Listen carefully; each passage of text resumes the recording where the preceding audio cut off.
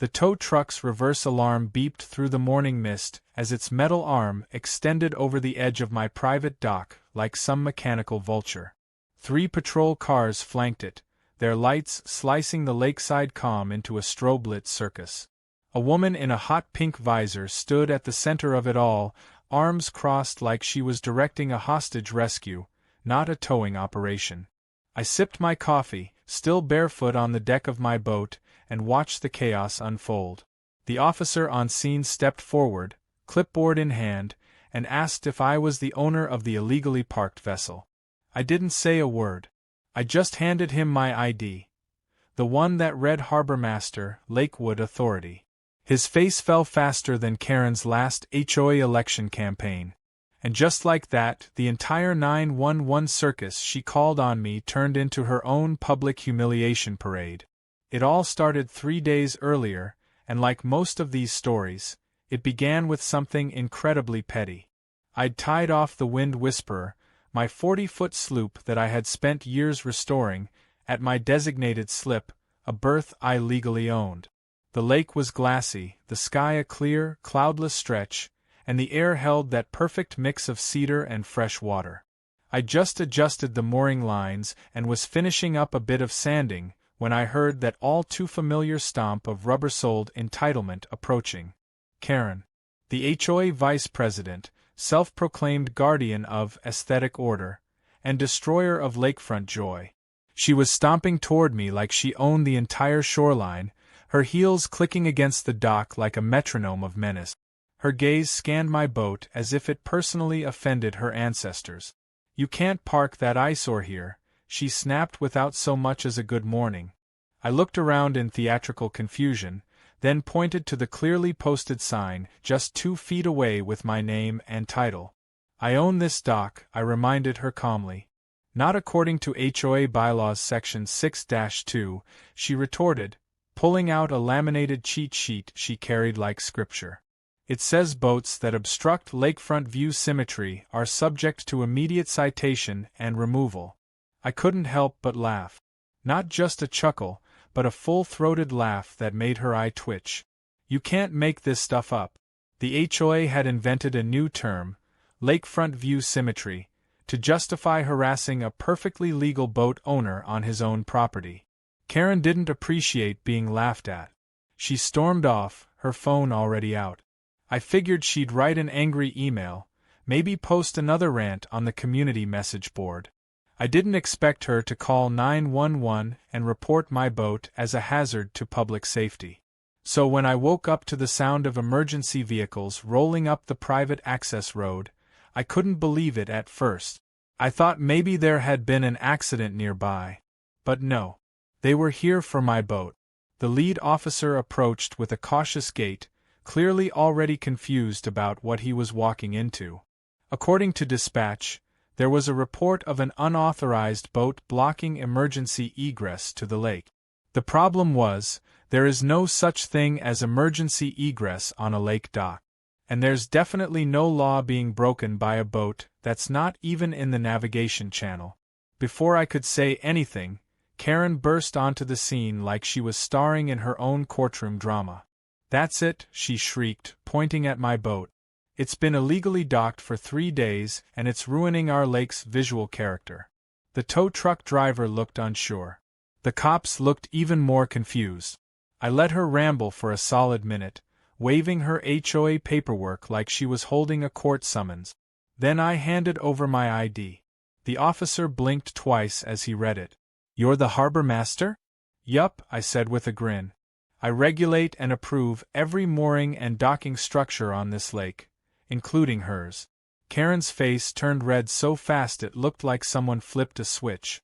She sputtered something about fake IDs and forged titles, but the officer was already waving off the tow truck. "Ma'am, this is a private dock, owned and operated by someone with jurisdiction over this entire lake. You can't enforce HOA bylaws here." "But the HOA handbook says," she tried again, her voice rising into that high-pitched wail she reserves for when she realizes she's lost. The crowd had started to gather by then. Neighbors with coffee cups, joggers who had paused to see the show, Even a kid on a paddleboard floated nearby just to hear Karen crash and burn. As the police wrapped up and left, Karen stood there, fuming. Her perfect power play had backfired in public. And she wasn't the kind to go down quietly. The next morning, I found a citation taped to my front gate. A formal HOA violation for non-conforming nautical structures. She'd decided to escalate. I wasn't worried. Karen didn't understand that this wasn't just about a boat. It wasn't about property lines or aesthetic.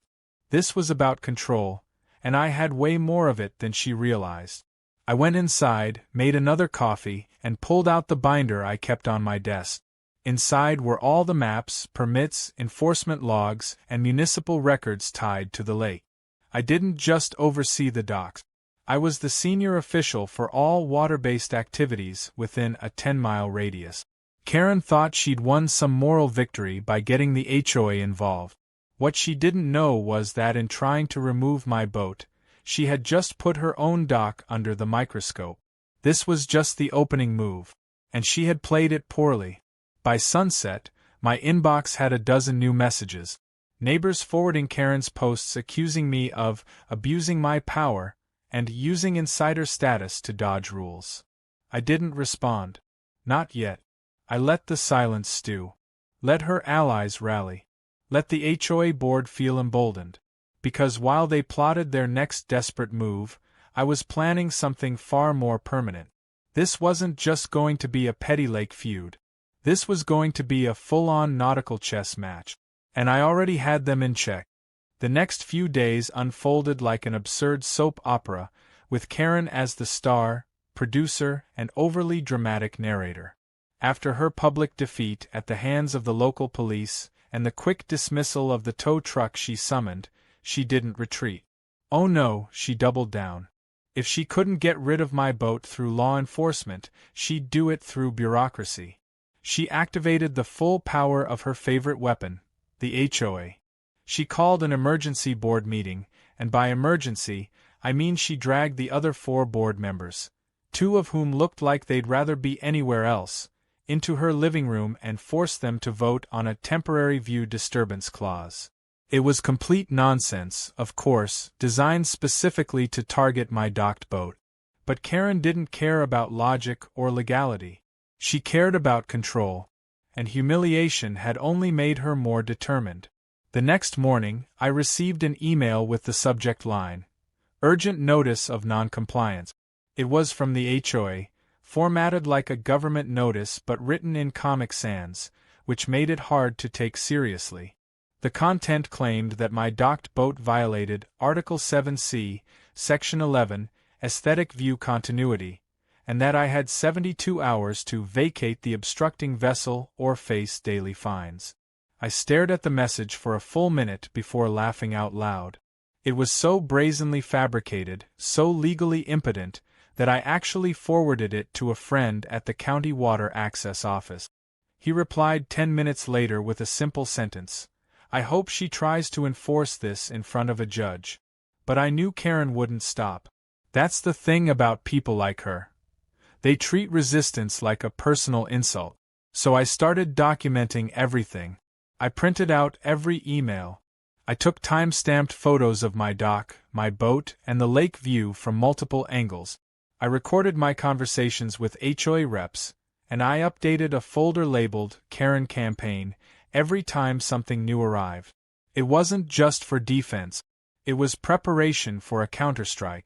2 days later, a strange man showed up at my dock. He was in a blue shirt with a patch that read Dock Inspector, though it looked like it had been sewn on that morning. He had a clipboard and a camera and was busy taking pictures of my boat from weird angles, like he was trying to make it look bigger and more menacing than it was. I asked who he was and who sent him. He said the HOA had hired him to perform a visual obstruction survey. When I asked for his credentials, he fumbled with his wallet and handed me a business card with no company name, just Gary Compliance Solutions and a Yahoo email address. I told him politely to leave or I'd have to report him for trespassing. He left, but not before trying to snap one last dramatic shot of my boat's stern like it was a crime scene. That evening, Karen proudly posted on the neighborhood forum that an official obstruction audit was underway and that action would be taken soon. The replies were mixed. A few of her usual cheerleaders clapped with emojis, but the rest of the comments were skeptical. One neighbor named Lily wrote, "You mean the Harbormaster's boat that's been there for 10 years without a problem?" Another neighbor asked, "Isn't his dock older than the HOA itself?" Karen ignored those and doubled down, claiming that she was protecting the character of the lake from rogue boaters and entitled rule breakers. The next morning, I caught another strange development. Someone had installed a small, fake security camera aimed at my dock, mounted on a tree behind Karen's fence. It was clearly a plastic decoy, but the message was loud and clear. She was watching, or wanted me to think she was. I smiled and waved at it, just in case she was actually on the other end watching from behind a curtain. I had no doubt she had a live feed on every neighbor's lawn. I decided it was time to escalate in a smarter way. I didn't need to confront Karen directly anymore. I had a better plan. That night, I emailed the local Marina Association, the County Dock Permitting Office, and the Lakewood Development Committee. I explained the situation in formal language, attaching documents, dates, pictures, and statements from neighbors. I knew these departments didn't care about HOA drama, but they cared deeply about unauthorized enforcement attempts and misrepresentation of authority. And Karen had stepped far over that line. A few days later, the first blow landed. An officer from the county office of dock and mooring came by and asked to speak with me.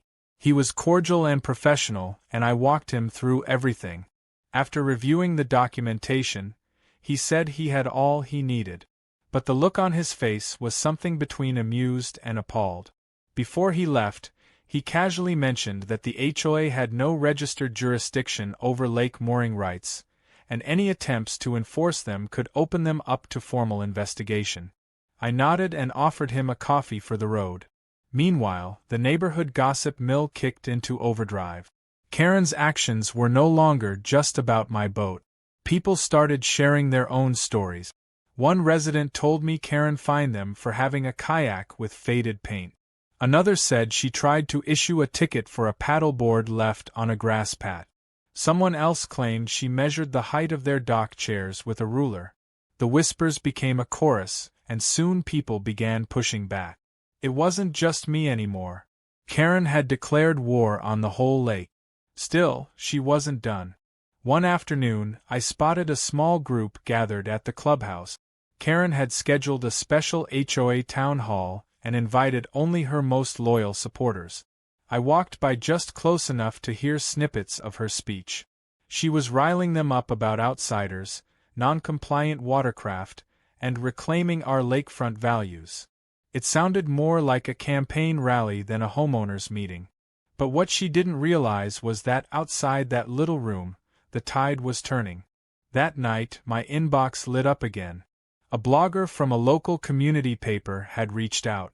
She'd seen a Facebook thread about the dock wars and wanted to know more. I didn't confirm anything, but I didn't deny anything either. I simply said that as the Harbormaster, I was committed to fair and legal enforcement of all boating regulations. The next morning, the headline read, "Harbormaster battles HOA Queen over dock dispute." The photo was a zoomed-in screenshot of Karen, red-faced and shouting, likely taken during the police fiasco. I knew she saw it because 20 minutes after it was posted, Karen stood at the edge of my dock again, staring at me with the intensity of a vulture who just realized the prey wasn't dead. I gave her a polite wave. She didn't wave back. The storm she'd created was now too big for her to control, and the more she tried to tighten her grip, the more support she lost. I wasn't just defending my boat anymore. I was defending the right of every resident on this lake to live without fear of arbitrary HOA tantrums disguised as rules. But the real fun hadn't even started yet. Because the next board meeting wasn't going to be about enforcing Karen's fantasies. It was going to be about exposing them. and I was preparing something that would not only end her campaign but would also flip the entire game in my favor. She thought she was in charge of the lake. She was about to find out what happens when you try to tow the wrong man's boat. The sun was setting on the lake in a haze of orange and gold as I sat on the deck of the Wind Whisperer, flipping through the last of my files. Everything was in place. For the past week, I had gathered, sorted, printed, and annotated more documentation than most small law offices see in a month.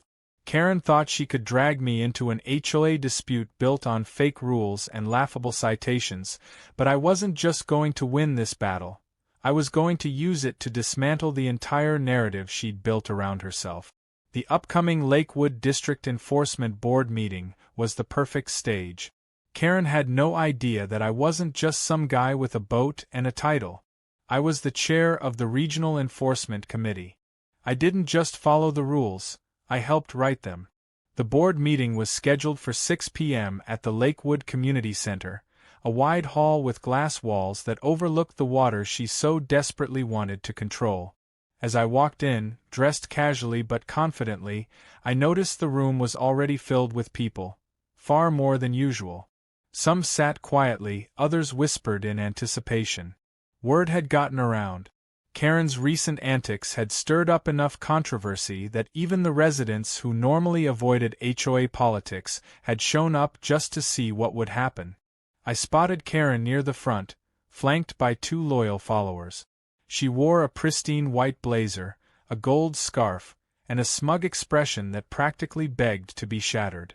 The meeting opened with routine updates, budget approvals, landscaping updates, and one brief discussion about invasive plant control near the East Shore.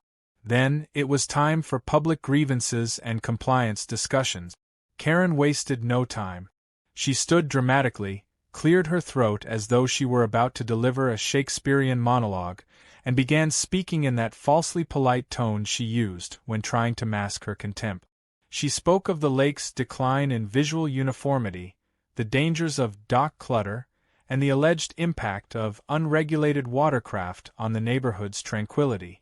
Her voice carried, bolstered by the microphone, and she presented a flimsy slideshow of blurry photos, all taken at odd angles to exaggerate the size of my boat. She didn't mention me by name, but everyone knew who she meant. The slideshow ended with a photo of my dock from 2 weeks ago, taken during a thunderstorm, of course, so the lighting made it look ominous. She sat down, clearly pleased with herself, and the room stayed quiet for a moment. Then I stood, walked slowly to the front of the room, and placed my binder on the podium. I didn't use a slideshow. I didn't need pictures with weird lighting or manufactured drama. I had facts, jurisdiction, and legal authority. I began by calmly introducing myself, not as a neighbor or even a boat owner, but as the acting Harbormaster for Lakewood District, a title given to me by the Regional Waterways and Public Access Commission. I explained what that meant. I oversaw all lake activities, docking permits, and compliance inspections within the district. I noted that while the HOA could enforce rules within private community spaces, they had zero legal authority over water zoning, mooring rights, or lakefront usage that fell under county jurisdiction. Karen squirmed visibly. I hadn't even reached the best part. I pulled out a color-coded permit map that stretched nearly 6 feet wide and laid it across the front table. With a red marker, I highlighted every dock in the HOA's jurisdiction and explained how each one was registered with the county. Then I pointed to Karen's dock. According to records, it was added after the original lot permit expired and without a proper environmental review. Not only was her dock out of compliance, but it also violated shoreline preservation regulations due to an unauthorized concrete extension poured just 2 summers ago. Gasps rippled through the room. Karen turned pale. One of her supporters leaned away from her ever so slightly. I wasn't finished. I then read aloud a selection of anonymous neighbor complaints, each one verified and time-stamped. Reports of Karen issuing false citations, threatening to fine children for using paddleboards, trespassing to measure dock dimensions, and even trying to push someone's canoe away from the community beach. I held up screenshots of her social media rants, some borderline slanderous, accusing neighbors of vandalism, cheating the system, and being part of what she bizarrely called a dock cartel. The final blow came when I revealed that the county had opened an official inquiry into the HOA's misuse of authority over shared resources. If the HOA was found to be operating outside its legal bounds, the consequences would include dissolution of certain board powers and mandatory oversight from a regional authority. That meant Karen's fiefdom could be stripped from her permanently. I didn't raise my voice. I didn't point fingers. I just let the truth sit in the room like an immovable anchor. When I finished, the board members looked stunned. Even the ones who usually aligned with Karen were nervously flipping through their notes, realizing that associating with her could backfire fast. Karen tried to respond.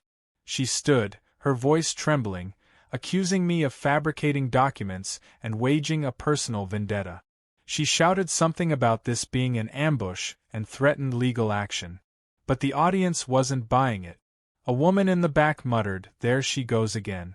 A man near the window shook his head and whispered to his wife, "She really picked the wrong guy to mess with." The board chair, who had remained quiet during my presentation, finally spoke. He thanked both sides for their input, then recommended an immediate suspension of all new HOA enforcement measures related to docks and boats until the county concluded its investigation. He also advised Karen to step down from her enforcement role pending further review. The motion passed unanimously. Karen looked like she had been slapped. Her mouth hung open as she slowly gathered her things, her golden scarf catching awkwardly on the arm of her chair. No one stood with her. She left alone and no one followed. After the meeting ended, neighbors approached me one by one to thank me. Some shared stories of their own Karen encounters. Others offered to help if she retaliated. For the first time in weeks, I felt the weight of her aggression start to lift from the community. I hadn't just defended my boat, I had dismantled the power structure she had built on intimidation and fake rules. But I knew Karen wasn't finished. People like her don't surrender. They regroup. They lick their wounds and come back with lawsuits, smear campaigns, or worse. The difference now was that the community wasn't on her side anymore. And I had more support than ever. That night, I sat on my dock, watching the lights reflect off the lake's surface. The breeze was calm, the stars clear. My boat rocked gently in its rightful place. Somewhere across the lake, Karen was likely plotting her next move, but for now, peace had returned to the water. She wanted a war. I gave her the truth. And in the process, I turned the very rules she tried to weaponize into the chain that unraveled her entire game. 3 days after the board meeting, I woke up to find a flyer taped to my mailbox and half the neighborhood's gate. In bold red letters, it announced the first ever Lake Heritage Festival, hosted by the HOA. A list of events followed: dockside yoga, a pie baking contest, kayak relay races, and a heritage speech by none other than Karen herself. At the bottom, there was a carefully worded sentence: "In celebration of a harmonious lakefront free from visual pollution and non-conforming vessels." I nearly choked on my coffee. Karen was spinning her humiliation into a public redemption arc. This festival wasn't a celebration, it was a smokescreen. Worse, the date she picked landed on the exact day county inspectors were scheduled to conduct the dock compliance review I had triggered with my formal request. It was clear now. Karen thought if she flooded the lakefront with decorations, activity tents, and HOA volunteers, she could either delay the inspection or make it politically toxic to proceed. Unfortunately for her, county inspectors weren't swayed by cupcakes and matching t-shirts. That morning, just as HOA volunteers were setting up speakers and hanging streamers from trees, a dark green SUV pulled up. 3 officials stepped out, clipboards in hand, wearing khaki vests with county infrastructure and waterway enforcement printed across the back. I happened to be in the front yard tuning my pressure washer when they arrived. I greeted them politely and offered coffee. One of them, a middle-aged man named Russell, thanked me and asked where to begin. I pointed him toward Karen's section of the lake and handed him a map I had marked with coordinates, dates of construction, and known irregularities. I wasn't exaggerating anything. I didn't need to. Karen had broken enough real rules that I didn't have to invent a single one. Word of the inspectors spread quickly, and by midday, Karen stormed down the shoreline in full festival attire, white slacks, blue blouse, and a sun hat so wide it looked like it could serve as a lifeboat. She intercepted the inspectors near the community dock with an exaggerated smile and an even more exaggerated speech. She welcomed them on behalf of the Lakewood Residents' Council, a name she invented on the spot, and offered them baked goods from the festival booth. When they politely declined and asked her to step aside while they documented the docks, her smile cracked ever so slightly. I watched from a distance as one of the inspectors paced along her seawall, measuring the concrete extension with a digital laser tool. Another snapped photos of the stairway leading into the water, which had been constructed without a permit. Karen hovered behind them, trying to explain that everything had been approved years ago, though she had no documents to support the claim. By mid-afternoon, the inspectors had visited every lakefront property in the HOA zone. They took notes, recorded interviews, and measured structural extensions. The festival had continued awkwardly in the background, with music playing off-key through an underpowered speaker system and guests milling about trying to enjoy the activities while tension simmered in the air. A few folks whispered updates as they saw inspectors photographing exposed electrical conduits on Karen's dock. Even her closest allies were keeping their distance. It was clear the wind had changed. Later that evening, after the festival had wrapped and the inflatable arch was being deflated by frustrated volunteers, Karen received a formal notification. The inspectors had left a printed summary in her mailbox with an orange sticker marked priority violation. It cited 3 major infractions: unauthorized shoreline modification, unlicensed concrete installation, and illegal runoff drainage into the lake. There was no warning letter, no grace period. Just a deadline, 14 days to remove or modify the illegal additions or face a fine of up to $5,000. I don't know what her face looked like when she read it, but I imagined it twisted between rage and disbelief. But the real impact wasn't just the violation notice. It was the immediate suspension of her dock's usage rights. As part of the county enforcement process, all activities originating from non-compliant docks were put on hold until the issues were resolved. That meant Karen, who had once tried to tow my perfectly legal boat, was now barred from using her own. Her jet ski, her kayak, even her floaty chair had to stay dry. She wasn't even allowed to tie up her pontoon boat overnight. The irony couldn't have been more satisfying. As word spread through the neighborhood, people started approaching me more freely. Some offered thanks. Others asked questions about dock compliance and how to ensure they were on the right side of the law. I spent a full afternoon helping one elderly couple fill out a permit application they didn't know they needed. One family brought over banana bread as a thank you. I hadn't just exposed Karen. I had restored a sense of community that she had been quietly eroding for years with her arbitrary citations and silent intimidation. A few days after the inspection, I decided to make a statement of my own. With the help of a local contractor friend, I installed a series of solar-powered LED lights along my dock, synchronized to create a slow, pulsating wave effect after dark. It was beautiful but subtle, a tasteful nod to modern lakefront design. Then I added a small metal plaque near the waterline. It read, "In honor of HOA Karen for inspiring a better harbor." It wasn't vandalism. It wasn't petty. It was art. And legally, there wasn't a single thing she could do about it. Karen, meanwhile, was unraveling. She filed 2 appeals with the county, both denied within 48 hours. She sent a furious group email accusing the inspection team of bias and me of manipulating the system for personal revenge. She even suggested that I had paid off the inspectors, a claim so ridiculous even her closest supporters stopped replying. Her online rants grew longer, more erratic. She accused the HOA board of betrayal, the lake of being cursed, and even hinted at filing a civil rights complaint because visual harmony is an unspoken spiritual right. But something even more satisfying happened next. The HOA board, under pressure from the community and fearful of legal repercussions, voted to freeze all enforcement actions not explicitly backed by municipal or county law. That included every fake citation Karen had issued, every bizarre measurement guideline she invented, and every pending complaint she had launched against innocent neighbors. Her power was stripped, not just weakened, obliterated. I started receiving emails from residents I barely knew. They shared stories of how Karen had fined them for wind chimes, for drying towels on their porch, even for allowing visiting grandchildren to splash in the shallow end of the lake. With her reign effectively over, these neighbors felt like they could finally breathe.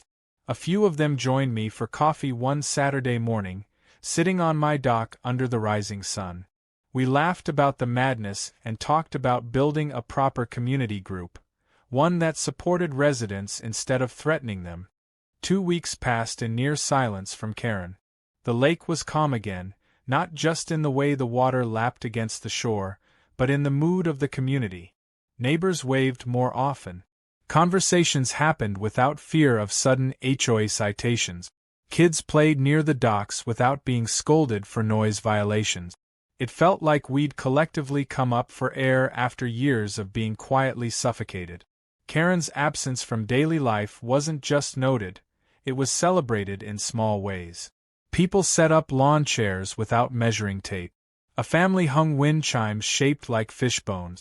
Someone even tied balloons to their mailbox on their daughter's birthday, without a single warning letter showing up afterward. But even with the peace, I knew Karen wasn't the type to accept defeat. Not truly. When a person builds their identity on control and loses that power, they don't fade away, they flail. And sure enough, the flailing began exactly 17 days after her HOA enforcement privileges were suspended. It started with a letter. Not from the HOA, not from the county, but from Karen's newly hired attorney. The envelope arrived certified, with my full name on it and a stack of papers inside. A civil lawsuit had been filed in small claims court. The charge? Defamation, harassment, and willful interference with Karen's residential enjoyment. I had to read it twice to stop laughing. Her accusations were more dramatic than any courtroom drama on TV. She claimed I had staged a public shaming campaign, manipulated inspectors with falsified complaints, and even constructed visual hazards on my dock to deliberately cause emotional distress. My plaque, the one dedicated to her, was listed as an example of public humiliation and symbolic aggression. According to her, it had caused irreparable damage to her reputation and sleep quality. She also included screenshots from the local blog, Facebook comments, and even a blurry photo of me helping a neighbor fix their kayak, which she labeled as community coercion under false pretenses. The entire thing read like a bad high school creative writing assignment, but legally it meant I had to respond. I wasn't worried. I had everything documented. But part of me couldn't believe how far she was willing to go just to keep swinging after the bell had rung. Her case was flimsy at best, laughable at worst, but the court system didn't care about drama, they cared about evidence. And Karen, in all her arrogance, had left a trail of it.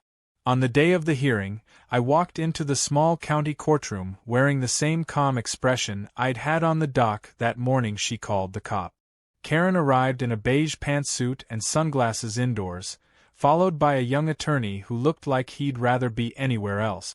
There were a few spectators, neighbors who had heard and couldn't resist showing up to watch the climax of the drama. The judge, a tired-looking man in his 60s, called us to order and began reading the case summary. He sighed more than once while skimming the accusations. Then Karen's lawyer stood and gave a heartfelt, overly rehearsed speech about emotional distress and community bullying. He dramatically referenced the dock plaque, framed it like a tombstone for Karen's good name, and ended with a plea for justice and monetary relief. When it was my turn, I didn't deliver a speech. I just handed over a binder.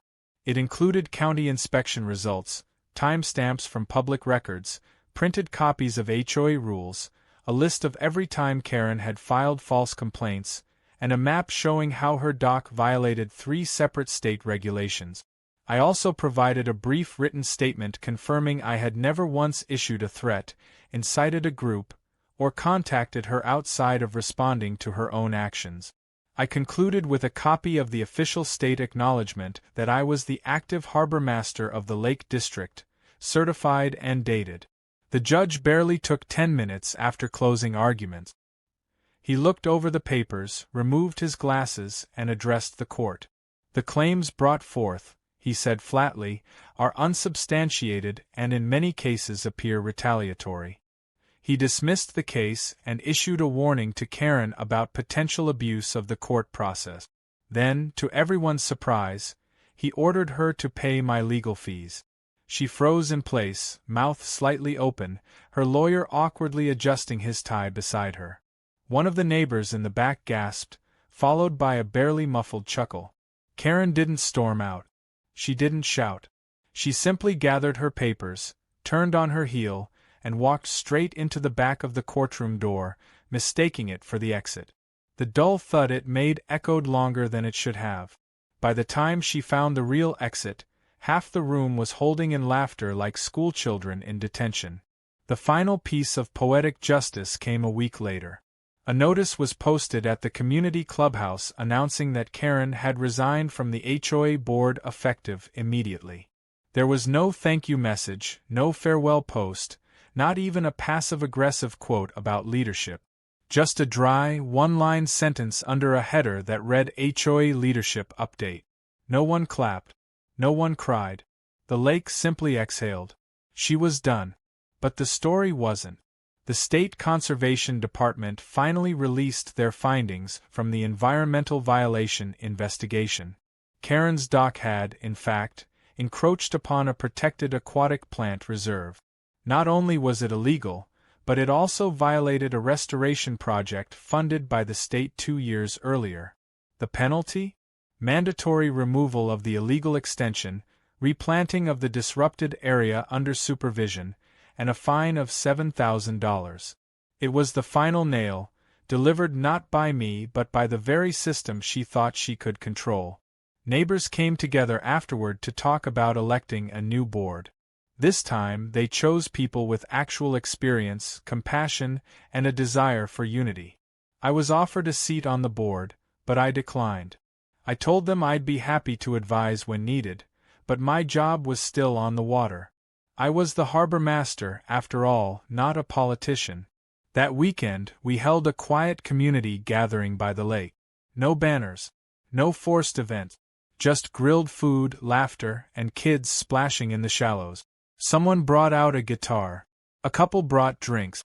It wasn't a festival, it was real. Karen watched from her upstairs window. Her blinds twitched, and for a moment, her silhouette lingered. But she didn't come outside. Not this time. As the sun dipped below the horizon and the lake turned to glass, I stood on my dock with a cup of coffee in hand and took it all in. The silence, the warmth, the absolute stillness of victory, not loud or gloating, just firm and permanent. Karen had tried to tow my boat, destroy my peace, and bully the lake into her image. She failed. Not because I fought louder, but because I knew the rules better. She underestimated the one person on that lake who could see beyond her theater. And in doing so, she lost everything she built on illusion. Sometimes, justice doesn't come with sirens or handcuffs. Sometimes it comes in the form of a revoked dock permit, a dismissed lawsuit, and a lake that no longer fears its own reflection.